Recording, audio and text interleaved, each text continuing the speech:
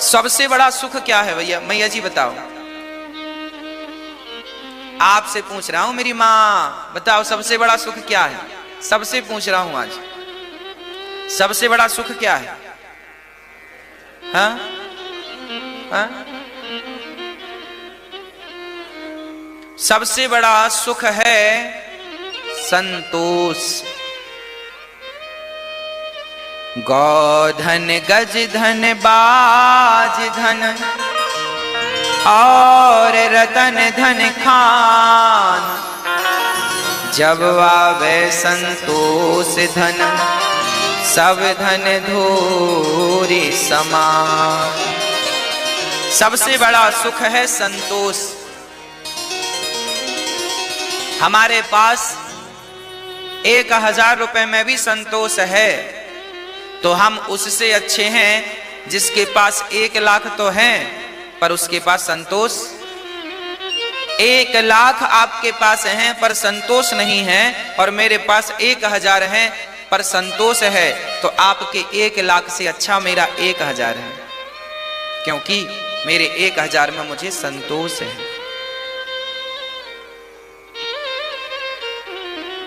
संतोष सबसे बड़ा धन है।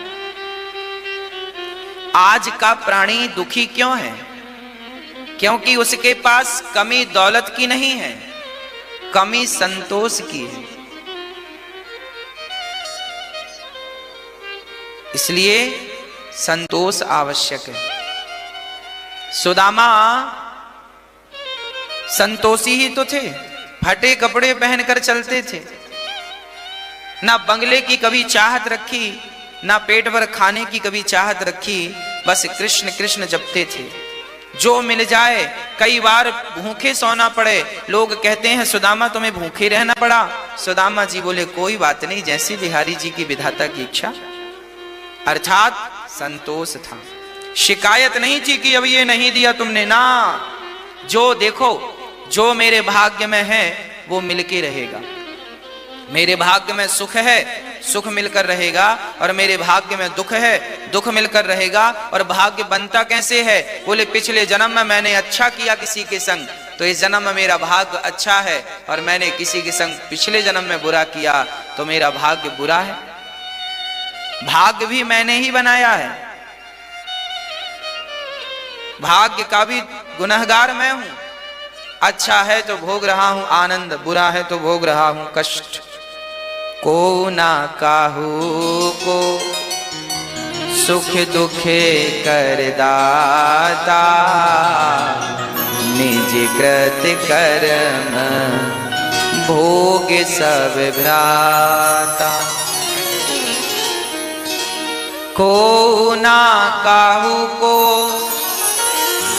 सुख दुख कर दाता, निज कृत कर्म भोग सब भ्राता। कोई सुख का कारण नहीं है, कोई दुख का कारण नहीं है। आपके अपने अच्छे कर्म ही सुख हैं, आपके बुरे कर्म ही दुख हैं। आप अपने ही दुख के कारण हैं, आप अपने ही सुख के कारण, आप खुद। इसलिए हम किसी पर दोष ना दें कि तेरे कारण काम बिगड़ा, तेरे कारण ऐसा, ना, को ना काहू को। आप ही संतोष रखें। 100 रुपए की साड़ी पहनो तो संतोष हो, और 1000 10,000 की भी कोई पहन के घूमे और वो संतोष नहीं है, तो वो तो 100 रुपए की साड़ी पहन के संतोष जिसको है वो ही अच्छा है। इसलिए घास की झोपड़ी है आपकी और आपको उसमें संतोष है, तो आप रावण के महलों से भी आनंद में हैं, क्योंकि उसे उस महलों में भी संतोष ही तो नहीं था। हाँ, संतोष। आपका पति काला है, पत्नी काली है, और आपको अपनी काली पत्नी पर, काले पति पर संतोष है, सांवले पर संतोष है, तो फिर गोरे की जरूरत नहीं है।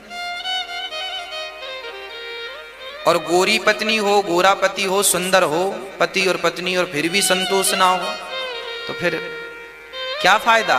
रावण के पास मंदोदरी जैसी पत्नी थी, फिर भी संतोष नहीं था, तो दूसरी नारियों को चुरा चुरा के ले आता था। रावण संतोष ही तो नहीं था रावण के पास। अर्थात आप अपनी पत्नी से संतुष्ट रहिए, अपने पति से संतुष्ट रहिए, अपनी कमाई से संतुष्ट रहिए, अपनी साइकिल से संतुष्ट रहिए, अपनी झोपड़ी से संतुष्ट रहिए। विधाता ने तुम्हें जो दिया है उसमें खुश रहिए। और आप तरक्की चाहते हैं तो अच्छी बात है, उसके लिए ईमानदारी से मेहनत करते रहिए। भगवान जहां जहां पहुंचाते जाएं सो पहुंचते जाओ भगवत कृपा से। जीवन में दुखी ना हो आप, बस मैं ये चाहता हूं। आप जीवन में कभी दुखी ना हो, बस मेरी ये चाहत है आपके लिए।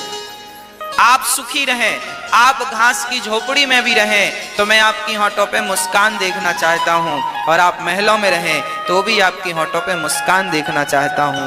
क्योंकि देखिए, मुस्कान तो मुस्कान होती है, और मुस्कुराने के लिए जरूरी नहीं है कि हमारे पास पैसे होंगे तो हम मुस्कुराएंगे। मुस्कुराने के लिए क्या चाहिए?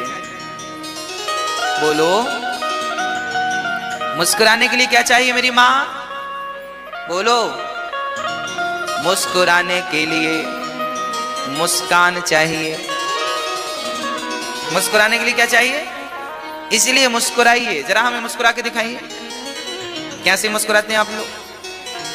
बस ऐसे ही आप मुस्कुराते रहें, सदा ऐसे ही खिलखिलाते हंसते रहें। और ये हंसी तब बनेगी होठों पे जब आपके जीवन में संतोष आना स्टार्ट हो जाएगा।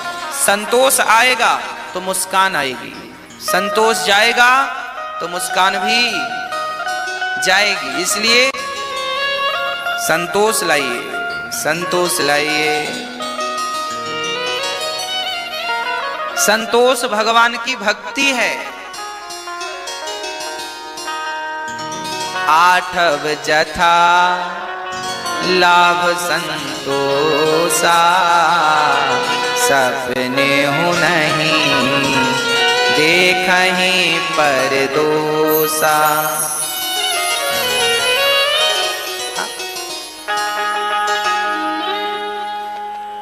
भगवान ने जो दिया है उसमें संतोष। भगवान का धन्यवाद। आज मेरी आंखों में आंसू हैं, उसके लिए भी धन्यवाद। और आज मेरी होठों पे मुस्कान है, उसके लिए भी धन्यवाद। आंखों में आंसू हो तो शिकायत ना हो, और होठों पे मुस्कान आ जाए तो अहंकार ना हो। नारद जी ने कहा, व्यास जी आप बड़े उदास हैं, बड़े दुखी हैं, बड़े परेशान हैं, आपकी परेशानी का कारण क्या है? तब व्यास जी ने कहा, मैंने 17 पुराण लिख डाले पर शांति का अनुभव नहीं कर रहा हूं। तो कहां से मिलेगी शांति? तब नारद जी ने कहा, जब तक भगवान की कथाओं को, लीलाओं को, बाल चरित्र को, भगवान की बाल लीलाओं का निरूपण नहीं करेंगे तब तक आपको शांति मिलने वाली नहीं है। शांति कब मिलेगी? जब आप भगवान की बाल लीलाओं का निरूपण करेंगे। कैसे करें? भागवत लिखो। नारद जी के आदेश पर व्यास जी ने भागवत लिखना स्टार्ट किया। नारद जी ने कहा, मैं दासी पुत्र बना था श्राप के कारण। अच्छा, जब नारद जी का जन्म हुआ, नारद जी के पिता कौन? ब्रह्मा जी। जब नारद जी का जन्म हुआ तो ब्रह्मा जी ने नारद जी से कहा, नारद जी विवाह कर लो। नारद जी ने कहा, हम विवाह नहीं करेंगे। तो ब्रह्मा जी को बड़ी गुस्सा आई, बेटा बात नहीं मानता। तो ब्रह्मा जी ने श्राप दे दिया, जाओ तुम शूद्र हो जाओ, बात नहीं मानते हो पिता की। नारद जी ने कहा, कैसे निर्दयी पिता हो तुम, हमें शादी करा के और हमें संसार में बांधना चाहते हो। अरे हम तो भगवान के भजन में लगना चाहते हैं, और आप जबरदस्ती कह रहे हैं शादी कर लो, शादी कर लो। हमारा मन भगवान में है, हम क्यों कर लें शादी? और आपने हमें श्राप दे दिया, तो जाओ हम भी आपको श्राप देते हैं, आपकी 12 कल्प में पूजा नहीं होगी। आज ब्रह्मा जी की पूजा नहीं होती ना कहीं, ज्यादा जोर जोर से बातें नहीं करते। और कई लोगों की आदत होती है यदि उनको लड़ने का जरा मन है ना, और जिठानी ने कुछ कह दिया, देवरानी ने कुछ कह दिया, सास ने कुछ कह दिया, बहू ने, तो वो धीरे धीरे वो ऐसी बात करेंगी कि पूरा मोहल्ला सुने। जबरदस्ती सुनवाना चाहती हैं, हमें सुने, आओ इकट्ठे हो जाओ, हम स्पीकर लेके खड़ी, आओ आओ आज हमारे घर में महाभारत हो रहा, आओ तुम भी सुन लो, तुम भी सुन लो। कुछ महिलाएं होती हैं ऐसी हैं, धीरे धीरे बात करती नहीं है, वो चीख चीख के पूरा मोहल्ला सुने, पूरा गांव सुने। पुरुष भी कुछ ऐसे होते हैं, कुछ पुरुष भी ऐसे होते हैं दो कौड़ी के, धीरे धीरे बात करते ही नहीं, वो पूरा मोहल्ला इकट्ठा कर लेते हैं। हमारे गांव में एक घर था, वो जब अपने बेटे को किसी गलती से मारा करती ना, तो वो मारा भी ऐसे करती पूरा गांव सुने, चिल्ला चिल्ला के। अरे क्या जरूरत है, तुम्हारी जबान ऐसी होनी चाहिए कि तुम्हारी आवाज कमरे के बाहर ना जाए, ये तुम्हारी शिक्षा है, यही तुम्हारे संस्कार हैं। तुम लड़ाई भी कर रहे हो ना, कुछ बातें भी तुम्हारी हो रही हैं, तो आहिस्ता धीरे धीरे, संस्कारवानों जैसी, कुत्ता बिल्लियों जैसे लड़ने लगते इंसान। मतलब आदमी ना संस्कारहीन है, बने बड़े टिप टॉप हैं, बड़े अच्छे लोगों के बीच में बैठते हैं, बड़े सूट बूट पर रहते हैं, पर जब मुंह खुलता तो पता चलता तुम्हारे मुंह से नाला निकल रहा है।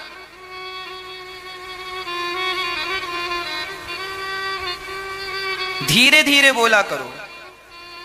इसीलिए हमारे बड़े बुजुर्ग कहते हैं, मौन रहो तो ही अच्छा है। 100 गालियां भगवान श्री कृष्ण ने शिशुपाल की सुनी। कितनी गालियां? 100 गालियां। भगवान ने कोई उत्तर नहीं दिया। संस्कार यही है, शिक्षा यही है, पढ़े लिखे होने का विद्या ददाति विनयम। नम्रता यदि है आपके अंदर, सहनशीलता है आपके अंदर, तब तो आप पढ़े लिखे हैं, और केवल डिग्रियां पाई हैं, चरित्र में तो कोई शिक्षा दिख नहीं रही है। कहां बोलना है, कहां नहीं बोलना है, क्या बोलना है, क्या नहीं बोलना, इतना नॉलेज नहीं है, तो फिर काय बात की तुम्हारी शिक्षा? क्यों पढ़े? कैसी पढ़ाई है तुम्हारी? केवल पेट भरने की पढ़ाई है तुम्हारी? जाओ नौकरी करो, 50,000 रुपए कमाओ, 20,000 कमाओ, 1 लाख कमाओ, नौकरी करो, पेट भरो, बस खाओ पियो सो जाओ। ये काम तो गधा भी कर रहा है, खाए पिए सो जाए। गधा भी खाता है, बच्चे पैदा करता, सोता, तुम भी यही कर रहे हो। आज का आदमी 3 काम करता है, खाता है, सोता है और बच्चे पैदा करता है, और समय बच जाए तो झगड़ा करता है। और यही काम गधे भी कर लेते हैं, यही काम कुत्ता भी करता है। कुत्ता भी खाता है, सोता है, बच्चे पैदा करता है, और खाने के बाद थोड़ा ताकत आए ना तो झगड़ा भी करता। पचेगा कैसे? भाव भाव करके पचा लेता। और यही काम तुम भी कर रहे हो, खा रहे हो, सो रहे हो, बच्चे पैदा कर रहे हो, और समय मिल रहा तो झगड़ा कर रहे हो। ये काम तो सुअर भी करते हैं साहब।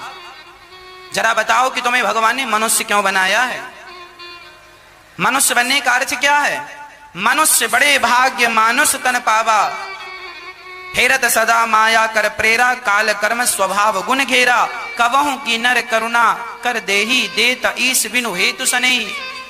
बड़े भाग्य से मनुष्य का तन मिला है, इस तन को पाकर ज्यादा लड़ाई झगड़ा ना किया करो। कोई तुम्हें गाली दे दे तो तुम्हें भी गाली देने की जरूरत नहीं है। गालियां वो दे रहा है, वो मुझे, आप लोग मुझे गालियां देंगे तो आपके संस्कार हैं वो, मैं आपको जो दूंगा वो मेरे संस्कार कहलाएंगे। हाँ, आप यदि मुझे गालियां दे रहे हैं तो इसमें मेरा क्या दोष है भाई? आपका स्वभाव है, आप सबको देते होंगे, आप अपनी पत्नी को गाली देते होंगे, अपनी सबको गाली देते होंगे, सो आप मुझे भी गाली, आपका स्वभाव है गाली देना, गाली देंगे, पर मेरा स्वभाव तो नहीं है ना। अब बदले में मैं आपको क्या दूंगा? मैं गाली नहीं दूंगा, क्योंकि आपसे मेरा स्वभाव बिल्कुल अलग है। यदि मैंने भी आपको गालियां दे दी गालियों के बदले में, तो फिर ये बताओ आप में और मुझ में अंतर क्या रह जाएगा? सास ने गालियां दी और बहू ने भी गालियां दे दी, तो फिर बताओ, बहू तो पढ़ी लिखी है ना आज के जमाने की, सास तो चलो कम पढ़ी लिखी है, उसने गाली दे दी तो तुमने भी तो गालियां दी, फिर उसमें और तुम में अंतर क्या रहा? अरे बड़े तो तुम तब बनोगे जब सारी गालियां सुनकर भी चुप रहो। जब तुम चुप रहोगे ना, तब तुम बोलने के अधिकारी हो कि साहब देखो इन्होंने इतनी गालियां दी पर हमने कोई उत्तर, तब तुम श्रेष्ठ माने जाओगे। वाह आपने ऐसी गालियां खा ली और फिर भी आप संतुलित रहे, चुप रहे, तब आपको समझदार बोला जाएगा। और आप दोनों बालकनी में खड़े होके और जो जोर जोर से गालियां दे रही हूं, मोहल्ला सुन रहा है, इससे ना तुम्हारी रेपुटेशन कम होती है। लोगों को अच्छा नहीं लगता, हमें तो अच्छा नहीं लगता कोई झगड़ा करे, और आप लोग तो झगड़ा करते ही जाते हैं। जिस घर में झगड़ा है, जिस जीवन में झगड़ा है, वहां सुख शांति और समृद्धि कभी नहीं आएगी, अन्नपूर्णा मां कभी नहीं आएगी। इसीलिए शांति शांति। भगवान श्री कृष्ण ने 100 गालियां सुनी, शांत रहे। जब अति हुई तो अति सर्वत्र वर्जयेत, सिर काट दिया भगवान ने। भगवान ने गालियां नहीं दी, दंड दे दिया, खत्म। एक आदमी रह रहा था अपने घर में, उसका पड़ोसी बड़ा दुष्ट था। उसने सारा कचरा उठाया और सारा कचरा उठाकर उसके घर के आंगन में डाल दिया। उसने निकलकर देखा, यार अभी अभी तो मैंने झाड़ू लगाई और मेरे पड़ोसी ने, बड़ी गंदी आदत है, सारा कचरा मेरे घर में। उसने झाड़ू उठाई और सारा कचरा पड़ोसी ने डाला था ना। शहरों में अक्सर ये चीजें देखने को मिलती हैं, ऊपर जिसका घर है तो ऊपर वाला कचरा नीचे वाले के घर में डाल देता है, चलता है। उससे लगता है कि हम होशियार हैं। अब उसे कोई समझाए कि तुम ही सबसे बड़े गधे हो। दूसरों को परेशान करना होशियारी नहीं होती, बेवकूफी होती है। उसने कचरा डाल दिया, कचरा उसने झाड़ू उठाई, डस्टबिन में डाला और अपने घर से आम, अंगूर, केला, अनार, सेब, पपीता, सारा फल फूल निकाला, टोकनी तैयार की और उसके घर चला गया जिसने कचरा इसके घर फेंका था। और बैल बजाई, अंदर से आया, उसको लगा शायद पड़ोसी झगड़ा करने आया है। उसने दरवाजा खोला तो इसने स्माइल के साथ मुस्कुराते हुए फलों की टोकरी पकड़ाई। भाई साहब, ये फल हमारे गांव से आए हैं, बड़े मधुर हैं, जरा खाइएगा। वो आदमी पानी पानी हो गया। यार क्षमा करना दोस्त, मैंने ही तेरे घर में कचरा डाला, पर तेरा स्वभाव इतना अच्छा, मैंने तेरे घर कचरा डाला और तू मेरे को फल खिला रहा है, ऐसा क्यों? तब उस व्यक्ति ने बड़ा प्यारा जवाब दिया, मित्र तेरे पास कचरा था तो तूने मुझे कचरा दिया, मेरे पास फल थे, मैंने तुझे फल दिया। जिसके पास जो होता है वो वही देता है। आपके पास गालियां होंगी तो आप मुझे गालियां देंगे, और मेरे पास कथा है तो मैं आपको कथा दे रहा हूं। जिसके पास जो होता है वही देगा। सास गालियां दे रही है, बेचारी ने जीवन भर जोड़ा ही क्या, जो जोड़ा है सो दे रही है। सोना चांदी जोड़ा होता तो सोना चांदी देती, बेचारी ने गालियां अपनी सास से सुनी और आगे तुमको पेस्ट करती जा रही है। उसके पास वही वही है। तुम्हारी बहू गालियां दे रही है तो और दे भी क्या सकती है बेचारी। अच्छा है कुछ दे रही है, कुछ ले तो नहीं रही है ना, ले लो जो दे रही है। अच्छा कुछ तो दे रही है, ना देने से अच्छा कुछ दे रही है। जिसके पास जो है वो दे रहा है। नदी के पास पानी है, नदी पानी दे रही है। वृक्षों के पास फल है, वृक्ष फल दे रहे हैं। गुरुजी के पास ज्ञान है, गुरुजी ज्ञान दे रहे हैं। बबूल के पास कांटे हैं, बबूल कांटा दे रहा है। गुलाब के पास खुशबू है, गुलाब, जिसके पास जो है वही तो दे रहा है। बबूल कांटा ही तो देता है। बबूल क्या देता है मेरी माँ? कांटा। गुलाब क्या देता है? खुशबू। जिसके पास जो है वो दे रहा है। तो आपके पास जो है वो आप देंगे। आप अपने सास को क्या दे रहे हैं? वही जो आपके पास है। आप अपनी बहू को क्या दे रहे हैं? वही जो आपके पास है। आप अपने बच्चों को क्या दे रहे हैं? वही जो आपके पास है। संस्कार होंगे तो संस्कार दोगे, और दुष्टता होगी तो दुष्टता दोगे। इसीलिए कहा करता हूं, बच्चों की गलती नहीं है, हमारी गलती। हम सही रास्ते पर चलें, हम अपने जीवन में अनुशासन से चलें। देखिए, आप अनुशासन में रहेंगे तो आपके आसपास के लोग अनुशासन तोड़ने की कोशिश नहीं करेंगे। आपको इन समझदारियों का परिचय देना चाहिए, गंभीर होना चाहिए। बात बात में प्रपंच और झगड़ा शोभनीय नहीं है, ये बिल्कुल संस्कार के खिलाफ है। ध्रुव जी महाराज को मां ने उपदेश दिया है, बेटा जा, तेरी मां ने अपमान किया है, जा तप कर। सच्ची कहा है तेरी मां ने, तप कर। नारद जी गए, रास्ते में सच्चे गुरु मिल गए। कौन से? श्री देवर्षि नारद जी। नारद जी ने कहा, बालक कहां जा रहा है? ध्रुव जी ने कहा, मैं अपने भगवान को प्राप्त करने ऐसी गोद में बैठूंगा जिस गोद में आज तक कोई ना बैठा हो। नारद जी ने कहा जंगल बड़ा खतरनाक है, चला जा यहां से, जंगल में बड़े बड़े जानवर हैं, खा जाएंगे। नारद जी ने डराया, पर ध्रुव जी की अटल भक्ति थी। गुरुजी बिना भगवान को पाए हुए अब जिंदा शरीर नहीं जाएगा, मर जाऊंगा तो लाश भले चली जाए, पर जीते जी तो भगवान को प्राप्त किए बिना मैं लौटकर नहीं जाऊंगा। अब मुझे भगवान को प्राप्त करना है, आप कोई उपाय बताओ। देखिए भगवान को पाने का जो संकल्प है, इसीलिए कहा करता हूं भगवान के भजन की शुरुआत लड़कपन से हो, जवानी से हो, बुढ़ापे का इंतजार ना करना। आप लोग ना बुढ़ापे, आज हम जवान जवान बच्चों से कहते हैं बेटा कथा सुना करो, अरे महाराज जी कथा तो बूढ़ों को सुननी चाहिए, जवानों को क्या सुनवाएं, ये कथा कोई जवानों की है। तो एक बात याद रखना, कथा लड़कपन में सुनोगे, जवानी में सुनोगे तो बुढ़ापा अच्छा हो जाएगा।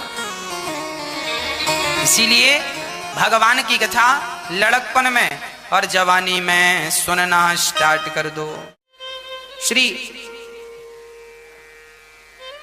भगवान ने आज गोपियों से कहा देवियों आप अपने अपने पतियों को छोड़, अब देखो भगवान यहां कर्म पर जोर लगा रहे। भगवान कहते हैं कि तुम अपने कर्मों को छोड़कर आई हो, ये तुमने अच्छा नहीं किया, जाओ अपने अपने पतियों की सेवा करो। पति कैसा भी हो, अंधा हो, लंगड़ा हो, बहरा हो, काना हो, गूंगा हो, गरीब हो, अमीर हो, पर पति तो भगवान है। सदा ही नारी को अपने पति की सेवा करनी चाहिए, पति भगवान है। बस भगवान ने गोपियों से कह दिया, दोह से लो दुर्भगो वृद्धो जड़ो रोग्य धनो पिवा। पति कैसा भी हो फर्क नहीं पड़ता। कई बार आपको ऐसा पति मिल जाता है जो सुंदर नहीं है, माँ बाप ने जबरदस्ती शादी करा दी, पति, लड़की गोरी है, पति काला है, अब लड़की के अंदर अंदर चलता है, लोग ऐसे पति से शादी कर दी। कई बार दिल स्वीकार नहीं करता, एक्सेप्ट नहीं करता, मन है पति पत्नी की तरह रहते हैं पर मन भागता है, नहीं ये काला है, मेरे मन का नहीं है। ये पति भी कई बार मेरे मन की पत्नी नहीं है, होता है। बहुत सारे लोग परेशान हैं जो रिश्ते होने के 10 साल बाद भी ये सोच रहे हैं, बच्चा भी बड़ा हो गया फिर भी सोच रहे हैं कि पत्नी मन की नहीं, पति मन का नहीं। ये बात कोई किसी से कहता नहीं है, पर कई बार मन में आती हैं ये बातें। लोग कहते हैं अपने आप से कि मन की नहीं है, मन की नहीं है, मन की नहीं, पति मन का नहीं। इससे भी अच्छा मिल जाता तो बढ़िया था। कैसा मिलता? वैसा मिल जाता। एग्जाम्पल भी आप देते हैं, वैसा मिलना था, उनके जैसी था, उनके जैसी वो। आदमी ऐसा सोचता है, ये बातें कहता किसी से नहीं, पर दिमाग में चलता रहता है। क्यों चलती हैं ये बातें? क्योंकि आप संतुष्ट नहीं हैं। काश आप संतुष्ट होते अपने रिश्तों से, तो आपके दिमाग में ये कचरा कभी ना प्रवेश करता। संतुष्टि नहीं है पत्नी को, संतुष्टि नहीं है पति को, इसलिए ये बातें उठती हैं। कई बार तो गुस्से गुस्से में लोग निकाल भी देते हैं। किसी को मोटा पति मिल गया तो पसंद नहीं है, किसी को मोटी पत्नी मिल गई तो पसंद नहीं, कोई ज्यादा पतला है तो पसंद नहीं, होती है बहुत सारी समस्याएं। पर शास्त्र कहते हैं कि पति कैसा भी हो, अंधा हो, लंगड़ा हो, शादी के बाद कोई बीमारी आ जाए और पति अंधा हो जाए तो क्या पति को छोड़ दोगी? यदि पति को छोड़ दोगी तो दूसरा पति तो मिल जाएगा, दूसरा पुरुष तो मिल जाएगा, शादी भी कर लोगी। पर जब यहां से कार्यकाल पूरा करके जाओगी या जाओगे तो भगवान पूछेंगे, क्यों? क्या तुमने अपने कर्तव्यों का सही तरह से निर्वहन किया? अपने कर्मों का पालन किया? जो कर्म तुम्हें दिया था, जो कर्तव्य तुम्हें दिया था, किया? नहीं किया। और जब याद रखना, ईश्वर ने जो कर्तव्य हमें दिए हैं, हमें उनका भली भांति पालन करना चाहिए। यदि हमने नहीं किया तो हमें पाप लगता है। जैसे पत्नी का कर्तव्य है पति की सेवा करना। यदि कोई पत्नी पति की सेवा ना करे तो उसे पाप लगेगा। उस पाप का फल उसे जरूरी नहीं है किसी जन्म में मिले, किसी और जन्म में मिलेगा।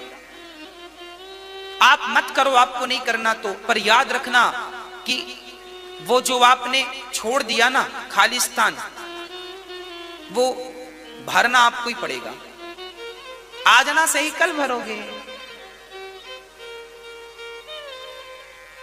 हाँ, भरना पड़ता। इसलिए अपने एक जन्म में यदि आपने, याद रखना, इस जन्म में यदि आपने लापरवाही की तो इस जन्म की लापरवाही से आपके हजारों जन्म बिगड़ सकते हैं। और इस जन्म में यदि तुमने, चलो आज दाल में नमक ज्यादा हो गया,